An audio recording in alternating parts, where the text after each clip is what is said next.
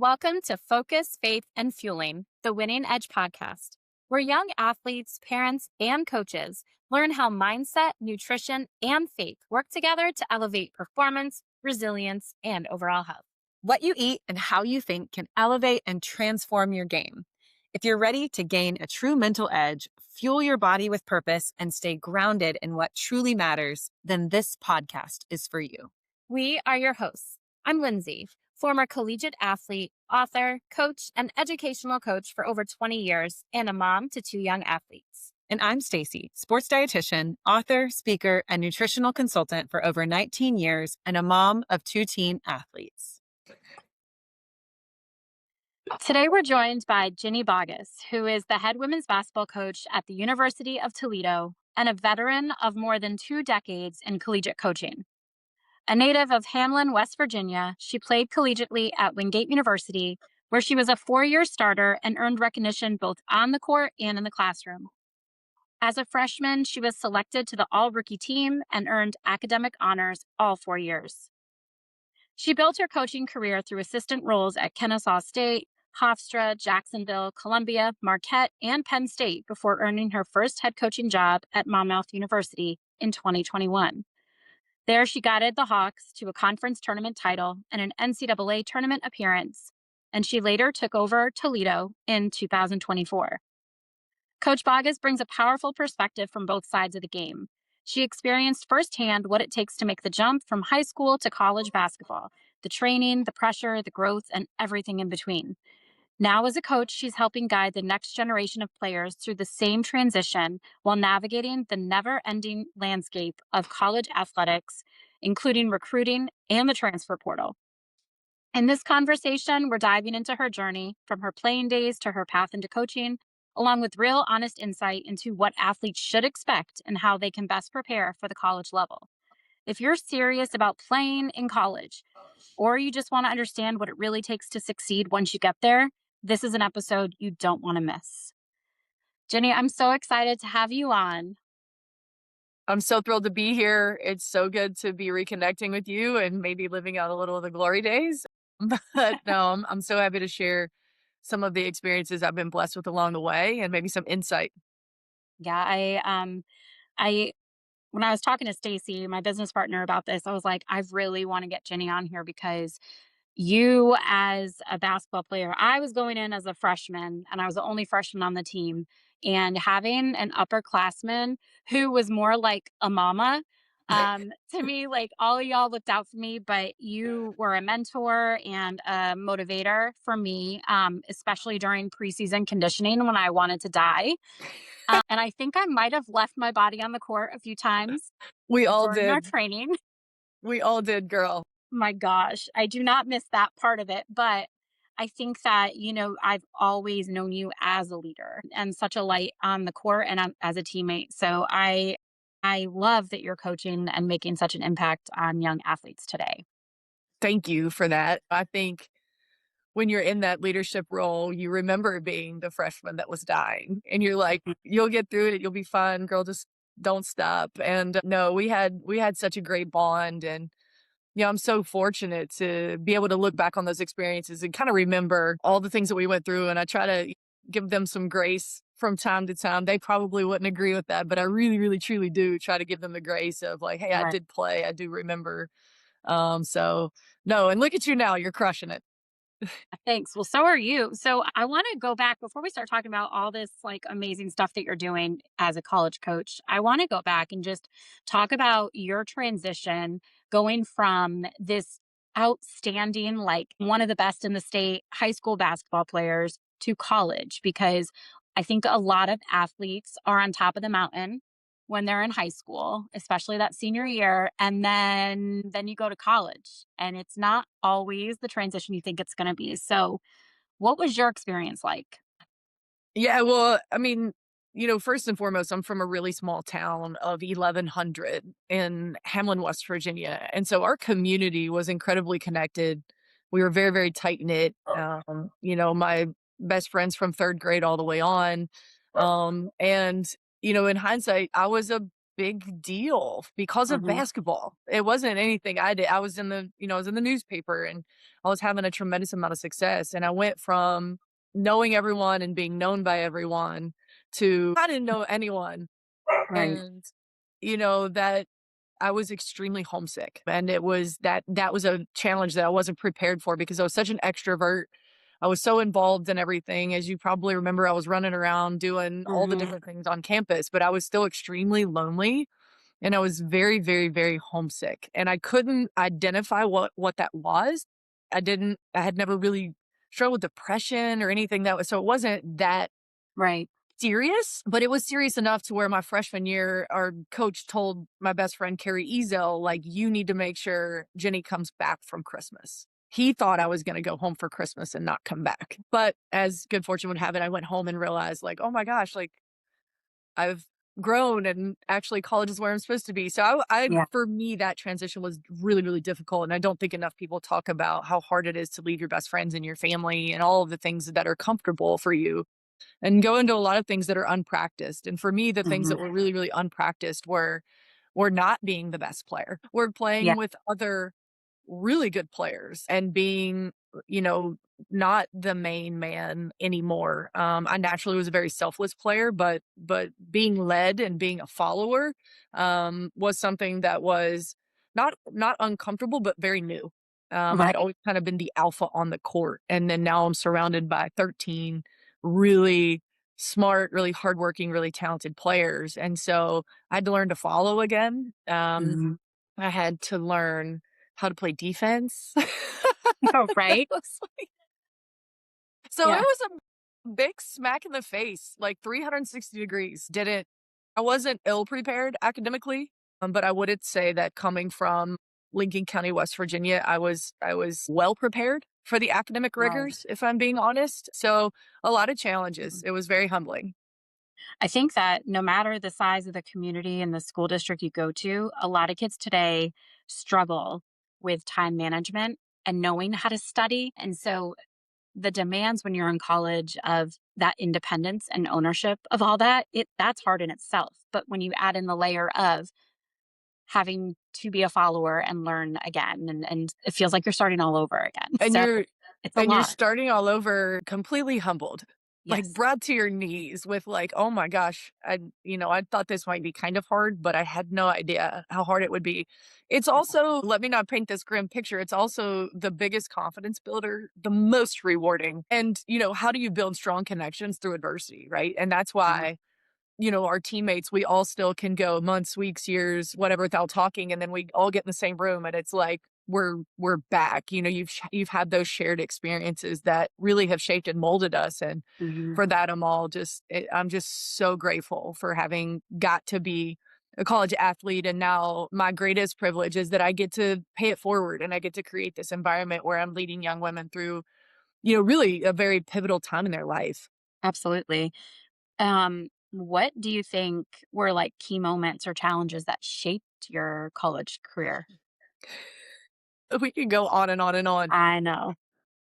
We had a teammate, her name was Trish Peckham, and she was an All-American at Wingate University and one of the toughest, hardest working. She just had a different level about her. And I remember we were doing this shooting drill, and I was very, very young, and Coach Jack had put me in her group, and we were doing this three-man thing, and I threw her a bad pass, and Mhm. I thought she was gonna, like, just take my life.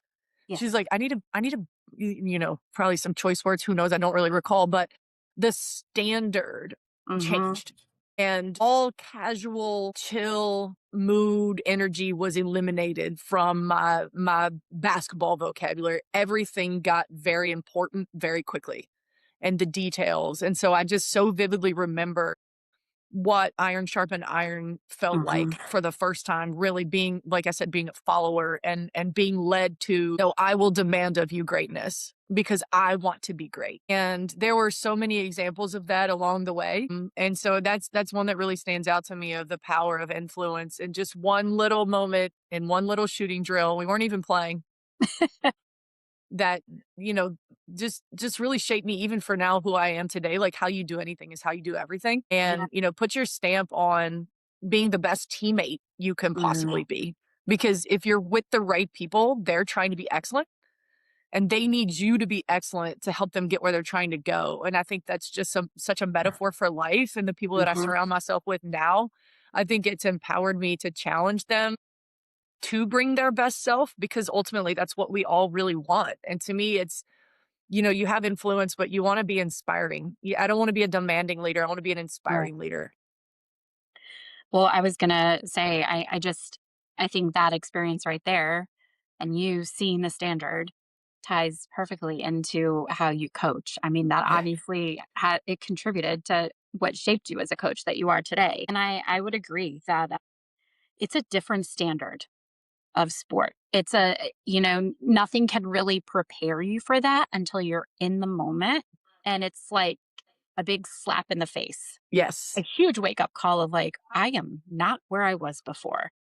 Yeah. And suddenly your best needs to get better. Yes. Like Yes. very quickly. Yes. And I think it does connect to life though, because, the reason that most of us continue to have success, a lot of athletes continue to have success in their careers and whatnot down the road is because you're so used to that process of coming in and not being the best and having to readjust and set new goals and being held to a higher standard and constantly achieving more. You're never settling for where you're at. There's no complacency. So, I mean, it makes perfect sense to me. You're a coach. Like I said earlier, you were the leader on the team. You were like the team mama. You motivated everybody in the locker room, on the bus, on the court. I mean, you were always a level 10 out of 10 when it came to pumping everybody up and lifting everybody up. So I think that coaching, it made so much sense. You and Jess, I had Jess on the podcast the first season and it was like, gosh, of course she was going to be a coach, It's She's just still like big got so much personalities. energy. Yeah, but you do too, both of y'all. I think great coaches bring that level of energy and passion and intensity. Talk about what it was like when you first got into coaching in the college level. What were some early lessons you learned? It was a very similar situation. I was so fortunate that Colby Tilley gave me my first opportunity, and now, you look back and you go, "Wow, what a gift. What a Mhm. gift to be led by not not just an incredible basketball coach, but an amazing man." He was fair and honest and even and excellent, and he really took me under his wing and just steadily went about his business. He made me earn it. He made me earn opportunities. And then when I did, he rewarded me with more, Mhm. responsibilities. And our recruiting coordinator was Sarah Coleman. And I wanted to be her. Just the way, Mhm. the confidence with which she carried herself, the level of preparation that she had, the detail with which she went about things. But while I saw her in the office just working, she was able to go out in events and in public and in recruiting settings and just be so natural and so comfortable and Mhm. so engaging and connecting. Um, but we went from Division 2 to Division 1 at Kennesaw State when I Yeah. was there. And so I learned a lot about this is kind of weird to say, going from winning a lot because we won a lot when we were Division 2 to not Yeah. hardly winning at all. Yeah. And I got to watch a man lead in a way that was so genuine and real and not outcome based, but process based. And so Yes. I think that really laid the foundation for me, in my path. And who did I want to surround myself with? Who did I want to be led by? And, that character, the integrity. So now he ended up being inducted to the Hall of Fame. He's won, I think, 700 or 800 games over his career. And so I was waking up at 5 a.m. to get to 6 a.m. conditioning. And I put the cones out on the field and the soccer field. And I was waiting tables at night because I didn't make enough money to pay my rent. So I was waiting tables until like midnight, 1 a.m., 3 or 4 nights a week just to cover rent and pay for my books. And I wouldn't trade it for the world. It was so much fun. And I was surrounded by so many amazing people that I still keep in touch with to this day. But a little bit of a blur, honestly, but Yeah. I was living the dream. Living the dream, not sleeping. No, there was not a lot of sleep, and even when I could have slept, I was, you know me, I'm busy, like, I like Yeah. to do Yeah. things, and we were so occupied when we were playing. It was my first experience of not being a student athlete, and I was living in Right. Atlanta, and so yeah, I would go play pickup. We had a group of women that were former D2 and D1 athletes that would get together and play pickup, and we would go to like happy hours. We were just running Yeah. around, just living. It was Yeah. so fun. That's awesome. I love that. I think it's such a cool experience too to like, you know, start off in a D2 setting and then move into a D1 and see the progression of how that changes a program and how do you because it's rebuilding almost when you go into a D1. Now the level of competition is just so much different. So how do Absolutely. you structure that? How do you process that? And I I, remember just real quick, just on that, I remember yeah. looking around and realizing that I didn't know everything I needed to know. Obviously, I'm still doing that, but I was like, who's winning? And at Hmm. the time, the University of Georgia was really good, and Andy Landers was the head coach there, and Georgia Tech was really good, and Michelle Joseph was the recruiting coordinator there. And Hmm. I would watch Michelle Joseph and I would watch Andy Landers, and I just hit Michelle up. I was like, "Hey, what are you doing? Like, how do you spend your day Yeah. as a recruiting coordinator?" Just trying to get information. So, seeking advice, I think, is something that is maybe a little bit of a lost art. Like, I think young people are so afraid to reach out to someone who maybe they look up to that's a year or two older. Hmm. Like, connect with them and say, "Hey, like, we're from the same place. You just went to do what I'm about to do. Like, what do you wish you would have done Yeah. differently? What did you do right? How did you stay true to who you are, whether you're faith-based or whatever your Hmm. core is, how did you keep from losing yourself or what did you wish you would have done different? I really want to encourage young people to not be afraid to reach out and be vulnerable in those moments because it's a point of connection that can really be helpful for you. And it was one that I was always very comfortable doing because I was like, hey, I don't know what I'm doing. I need someone to show me the way. Right. And I think looking back, that was probably something that was the most helpful in my career, honestly. That's incredible advice, and I think you are right. A lot of kids today, even younger adults, they don't want to admit that they don't know. Mhm. But the reality is that failure and not knowing is what leads to growth. So being able to seek out those that you aspire to be like is it's a really really great strategy to improve yourself. Sure, and let me skip those mistakes by conversation instead of living them for 6 months. If I can just leapfrog Yes. that little roadblock, because Yes. you already did it and I can just learn from you, then, like, "Hey, great, let's expedite this and let's get moving." Absolutely. You mean you don't want to struggle for months at a time for no reason? I don't know. Right. Um, what has kept you in the game and passionate about coaching? I just think the players, there's just it's so rewarding Hmm. to, see them grow and develop and become, and so, like, I love the game, like, don't get me wrong, I love basketball, and I love competing, and I love, the mental challenge, like, this year was extremely challenging, we had some adversity, and I kept having to recreate our identity, and that was all that chess game is really, really fun, but at the end of the day, for me, it's the kids. If you were to lock me in a room with my laptop drawing plays and watching film, like, No. I would pivot. It's the players, and it's the opportunity to be something that I needed when I was younger and maybe did or didn't have at certain points along the way. But I really believe that they become what we see in them. And I really work hard to show them who they can become and who they are and remind them of all of these opportunities and their greatness. And basketball just happens to be the vehicle. But that's why I stay in it. It's not, I mean, shoot, early on I was making, like I said, I waited tables like for Right. Right. 6 years. I've moved all over the country. It's the opportunity to grow and just give them a great experience. Yeah. Make a difference in the process. Sure. Yeah. So your student athletes, right? They have this whole new world that we did not have with this lovely thing called the transfer portal. Right. How about So that?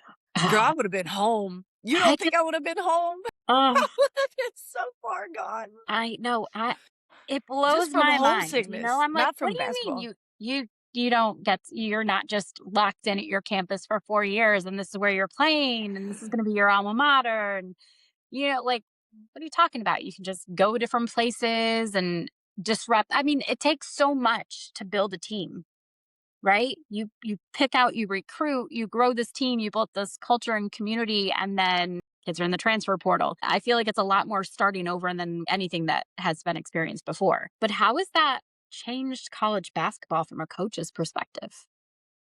Well, I think from a just I'm a planner. I love a good plan. I love Mhm. strategy. And so it used to be that I could spend, 2 or 3 days of the May or July recruiting period. And I'm like, okay, in 2028, we're gonna need a Mhm. point guard.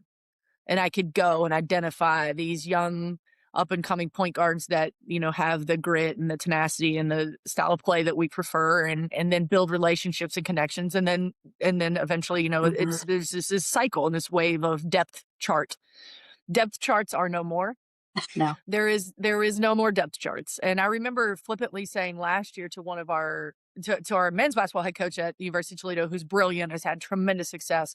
I was like, well, we got a couple multi-year kids in the portal, which I'm really excited. We're gonna have them for a few years. And he just looked at me, he said, they're all 1 year kids. Mhm. There are no multi-year kids. And I was like, oh no.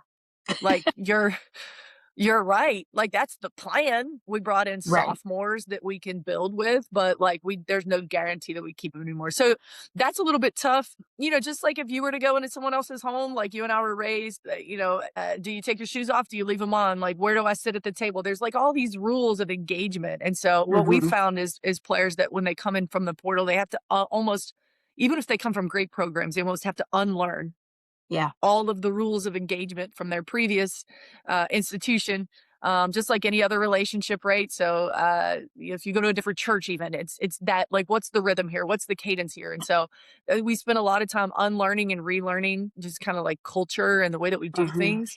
Um, but we've had success. We joke, the portal giveth and the portal taketh away. Yes. It's just a little bit of it's just part of the deal now. I don't people are like, "What do you think about it?" I was like, "Well, I really try not to because it doesn't Yeah. matter. This is where we are." What I would encourage, especially young people to do is really just truly be honest with Mhm. yourself about the experience that you want. And at some point, we've got to be okay saying, "I want to play and I want to play 35 minutes. And if I don't play 35 minutes, I'm leaving." And then we can all move accordingly. Or I don't want to be Uh, a point guard. If you play me as a point guard, I want to be a two. If you play mhm. me at the one, I'm leaving. And then we can all really get where we're trying to go, which we want. We Yes. want our players to have an amazing experience. And if they're not truthful about what they want and need, then we can't get on the same page. And so Mhm. I think we've done an okay job of saying, like, what has to happen when you get here? Well, I have to be able to shoot the three. And at my last Mhm. school, I wasn't able to shoot the three, and I want to be a pro. Okay. Well, what can't happen to you here? Well, I don't want to have to lead. I can't be expected to lead. I'm really trying to lead myself. I really want to get to the next level. And I know if I'm trying to drag everybody else with me, then it'll be a distraction, and so, like, again, that's a really long answer, but Oh, that's a great answer. you've gotta just be okay saying it, and Mhm. you'll find the right spot because somebody needs a point guard to play 35 minutes a game, and somebody needs someone to come in and play 18, and we're all Yeah. gonna get there and sift through the truth if we can just really establish what the truth is. And then coaches need to do the Yeah. same thing. Let me not put this all on the players' lens because we need to be truthful about what we need, what the expectations and opportunities are in our program, and then those things, when they align, that's when we have really good portal situations. So a lot of the onus is on us as well.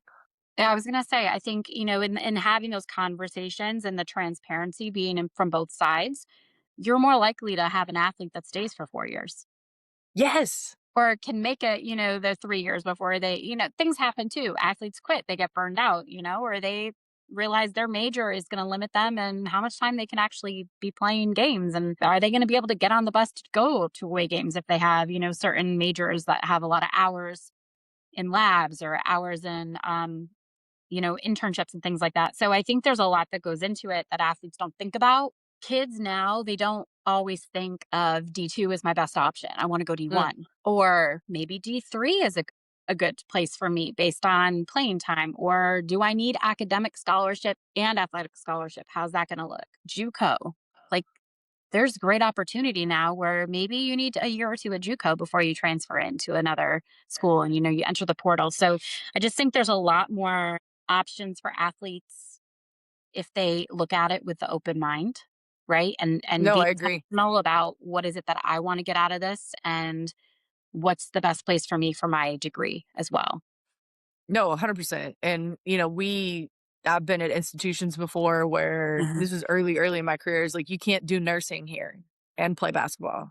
It's Yeah. like, well, then we need to tell them. Right. That's not an option. Right. Like, And then I've been we'd love places you to like, play for us, but you're never going to get your degree.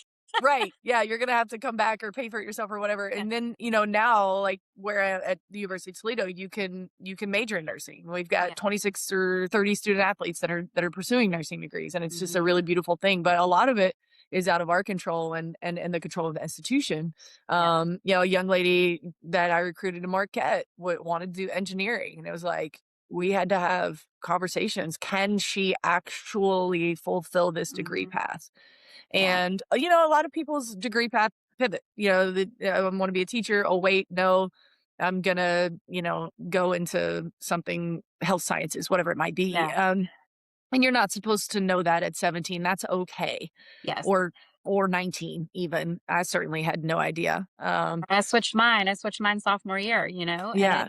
it did mess me up. Like I knew this isn't going to work for me Well, you playing. had a path. I'm a first generation college student, so Yeah. all my parents said was go. And then when I got there, I was chilling. They called me my junior year. They're like, "Hey, you have to declare a major." I was like, "What? What?" But I love it here. I was like, "What am I close to?" No, I'm just kidding. I was on like the communications path, but Yes. I didn't know what I was doing, and so no, No. it's really, really, really hard. And I think a lot of people are saying things like, find your passion. Well, that's a lot of pressure. It's a Like lot of pressure. basketball was my passion. So what Yes. made sense around that? And we do have to look ahead. But it's a great point about like degree trajectory and opportunities for clinicals and whatever, internships and those things are really important. Yeah. But I loved my Division II experience. Yeah. I wouldn't have traded it for the world. Wrote for the school newspaper. I was on student government. I Yes. was heavily involved in our campus, and I don't think I would have had as well-rounded an experience at a Mhm. higher level. But I think I knew that at my core. And again, being from a small town, a Yeah. small campus, having that faith-based, you know, weaving into the campus life for me was Mhm. really, really felt like home. And so again, I think if kids can just be honest and not be like, I feel like I have to go to this school with 40,000 people because I want to Mhm. post about it on Instagram. And it's like, no, actually this small, whatever it might be, junior college or Division II or Division III school really feels like home, Yeah. then that's where you should go. Thank you. That is the best advice. And I'm going to ask you a question that I didn't tell you I was going to ask you about because Uh-oh. you just mentioned it posting on Instagram. What do you tell your student athletes about social media? Because there's a whole lot that they're using social media for now, the good, the bad, and the ugly. Mostly the good, Mhm. I think, for athletes right now. But what do you recommend or what advice would you give high school athletes when it comes to social media? Yeah, begin with the end in mind. Yeah. Is this something that, and it's hard for them to discern, right? That's Yeah. part of growing up. But I would just say less is more. Hmm. And really only post with good intentions. Like, what is your motivation for sharing this? Is your Hmm. motivation to get recruited? Okay, then that's your page. This is my I'm getting recruited page. Is your motivation to share who you are as a human being? Totally. Like, then okay, then that's what the page is. But I think having a true identity online and an authentic one. And if your intention, like I said, is to get recruited, then that's your page. Let's do it. Like, there are plenty Hmm. of players that have landed in the university I was at, and that was their intention.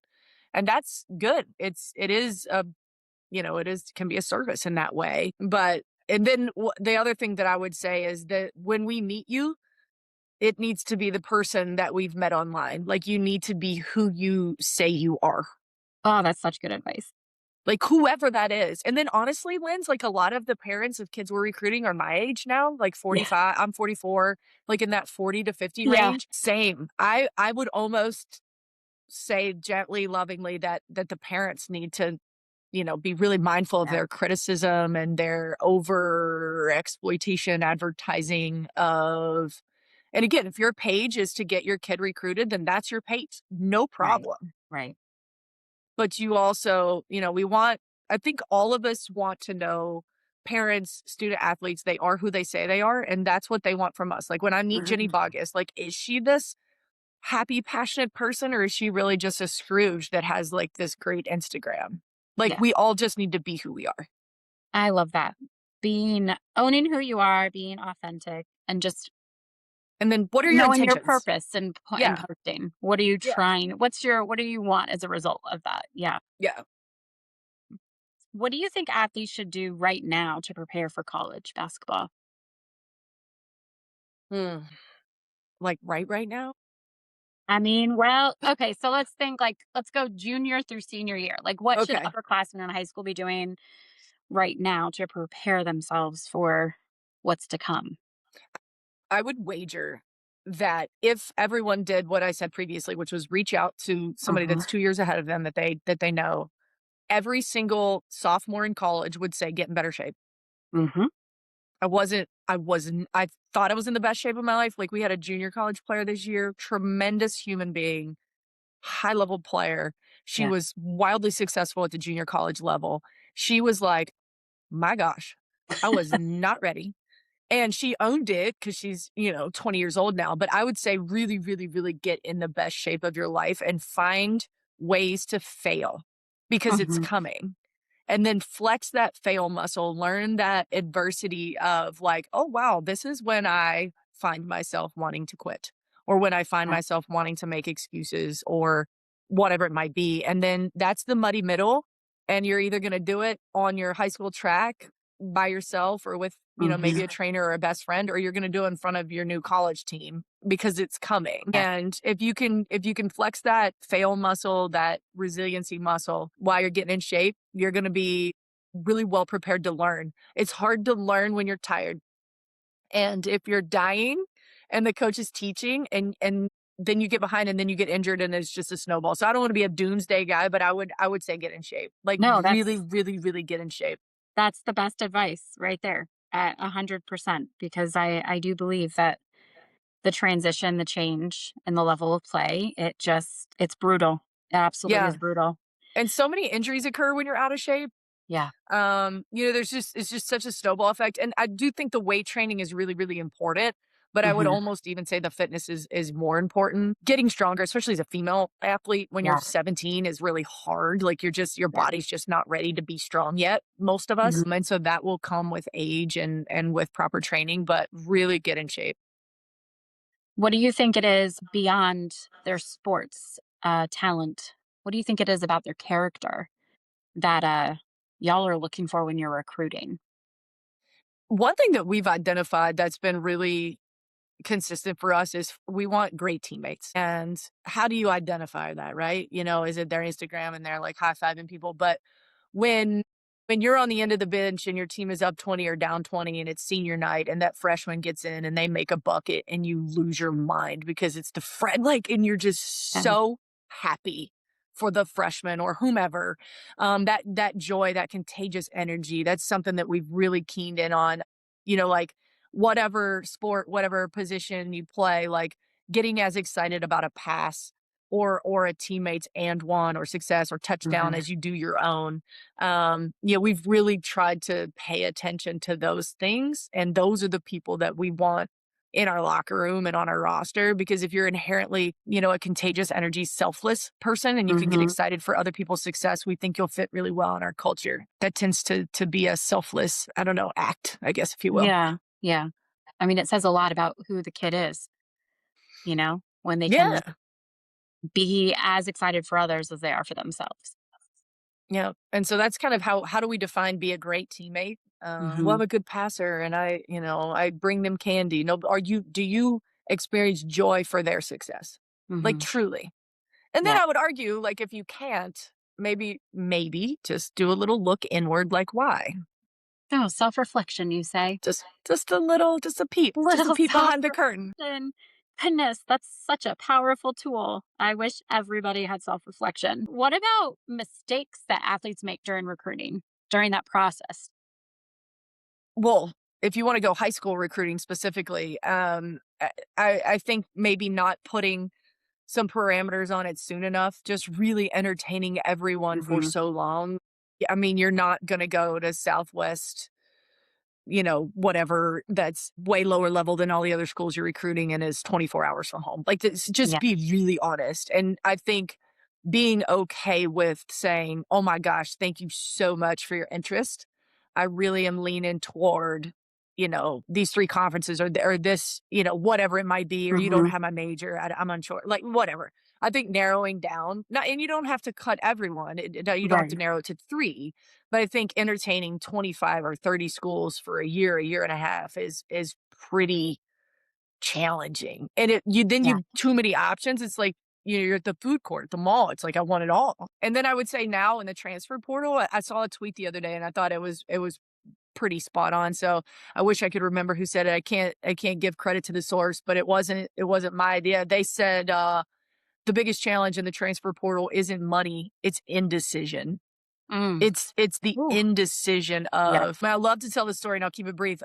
One of our assistant coaches at Monmouth, he was, first time college assistant, had been a long time high school head coach and some things. And so anyway, he was frustrated this kid wouldn't commit. And I was like, it's her process. And he's like, well, we know she's coming. She knows she's coming. She just needs to say it. I said, when did you know you were going to marry your wife?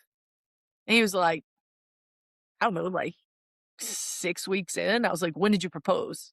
He's like, like a year and a half later.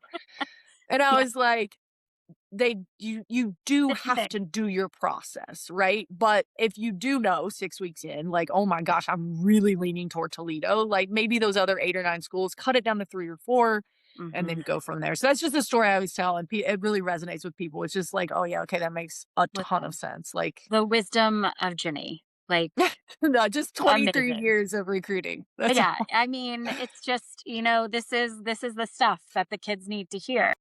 Well, Evilise Cole is a junior on our team now at Toledo. She was coming to Monmouth, Mhm. decided to come with me to Toledo. And I asked her, I Of said, when course. did you know you were going to Monmouth? She goes, on my first visit. I was like, oh my gosh, I recruited my heart out. Like, I wanted Yeah. to coach that kid so bad for like 2 years, was like driving in the snow and the wind, Yeah. and she was already coming. You did Great. all that work. You I just would do it again. I again, would you do do it it again, again. but you She's did worth all it. that work and she was already like, "Yeah, I was already going." So that was her year and a half of till the proposal. But it's, Yeah. it's part of, showing loyalty and building that trust. I think trust should be built before they ever step on our campus. Then we I agree. just begin, again, begin with the end in mind, begin from where we are, and then we hit the ground running. Yeah. Oh, that's such good advice. Such good advice. I do have a couple more questions for you. I don't want to You're good. I could ask you a million questions because you have so much experience and knowledge, but we talked about what it's like coming in as a freshman Uh-huh. and just the transition, but what separates your athletes who succeed early from those who struggle? If I could, it's so hard to pinpoint one thing, right? There's environmental, like injuries, there's so much stuff. But Mhm. I would argue it's their internal voice. It's really those conversations Yeah. they're having with themselves. I recently read a book. I'm always trying to read and grow and learn, and I recently read a book, and it said we're all seeking evidence.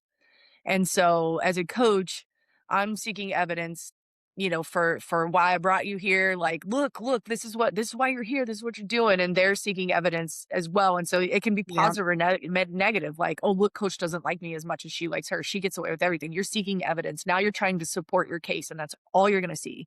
Yep. And so make sure that the evidence you're seeking is the good stuff, and that internal voice.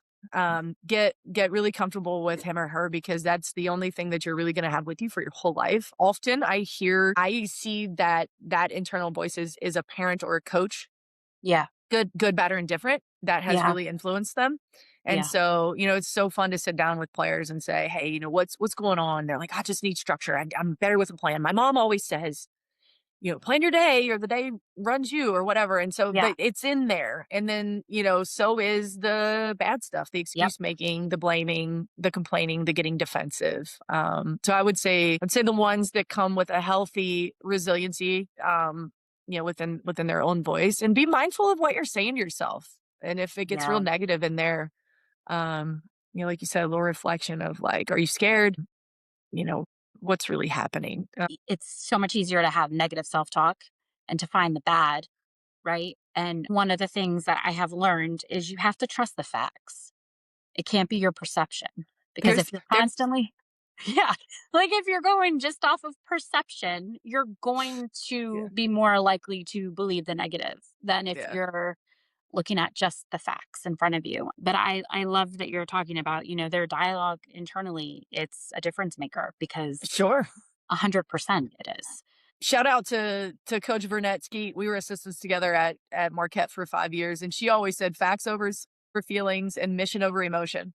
Like, Mhm. we gotta go. Like, we're on a mission here, and we don't have time for all these feelings, and we don't have time for all this emotion. We're Yeah. trying to win a basketball game. Let's talk about this tomorrow. But Mhm. it is really real. And I think the other thing that if we could all just pause and, I had a situation this year come up and I had to remind one of our players, like, I've been doing this 23 years. Like, you're not the first one who's gone through this. Yeah. And did you just come talk to me? Like, Yeah.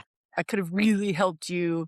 Oh, goes And back to she what you said, seek out seek out the people, right? Yeah, and it's hard. Mhm. It's hard to ask for help, but the ones that can Yeah. ask for help, because academically too, that time management, all those things really factor into that.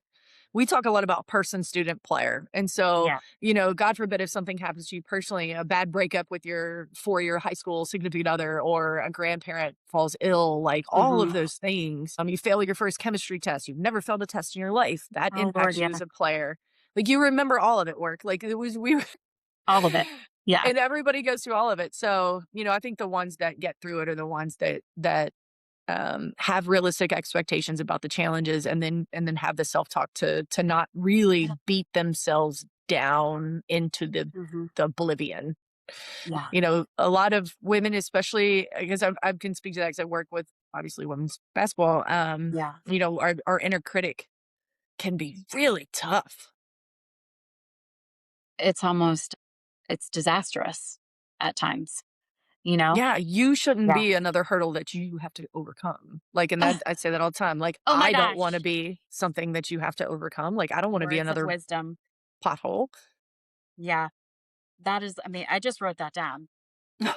You shouldn't be another hurdle you have to overcome. Like, Yeah, just that's the best right there. And we all are. We're always in our own way. So sure. No question. such great advice. Look, now it's like motivational podcast for me too now. Hey, I want to ask you so that I can make sure that our listeners know, where can they follow you so they can keep up with all your words of wisdom and your coaching journey and your team's experience and success. Sure. No, mostly on Instagram. I've Okay. fallen off the Twitter, or sorry, excuse me, X, X. showing my age, but G_Bog Toledo is my Instagram handle, or you can just search my name. But Monmouth kind of prepared me for this next level at Toledo of, like, we have this amazing fan base with like 4 or 5,000 fans at every home game. And so I'm Oh, trying that's to awesome. show up more for them. But Yeah. follow Toledo women's basketball. And I Okay. think it's just like anything else in the world. If I'm doing what I'm supposed to be doing, you're gonna see those young women succeeding. And I really am okay with no one knowing who I am, but everyone knowing Who they are. who they are, and who these young women are and what they're doing in the world. And I'm so proud of who they are as complete people. Like, our team GPA is through the roof. Our community service hours are through the roof. We're just really trying to do it at a high level here, and impact the city of Toledo from our platform. And I think, Yeah. I think we're well on their way. There's room to grow for sure, but I'm absolutely loving every second of this. That's awesome. I'm so excited for you and thankful that you're making a difference and making an impact on all these young women's lives. So, I mean, you did it for me when I was just a baby going to college. So I love that you're continuing that.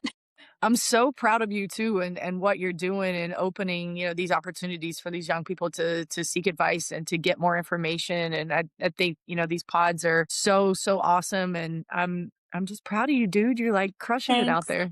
Thank you. Thank you. Thank you for taking time. And I look forward to chatting with you soon. Absolutely. Thank you so much. Go All right. Have Rockets. a good night. Stay tuned for more real world tips and conversations with coaches, athletic directors, current and former collegiate and professional athletes, sports dietitians, sports psychologists, and other performance experts. If this episode gave you something to chew on, don't keep it to yourself. Like, share, and subscribe. Nutrition is important, but let's be honest, we've all got to eat. So help us feed this podcast so we can keep fueling you. Don't forget to join the Span Athletics community to get more exclusive content by following us on all of our social media platforms, including TikTok, Instagram, Facebook, and X at @span_athletics. Until next time, stay faithful, stay fueled, and remain focused on your goals.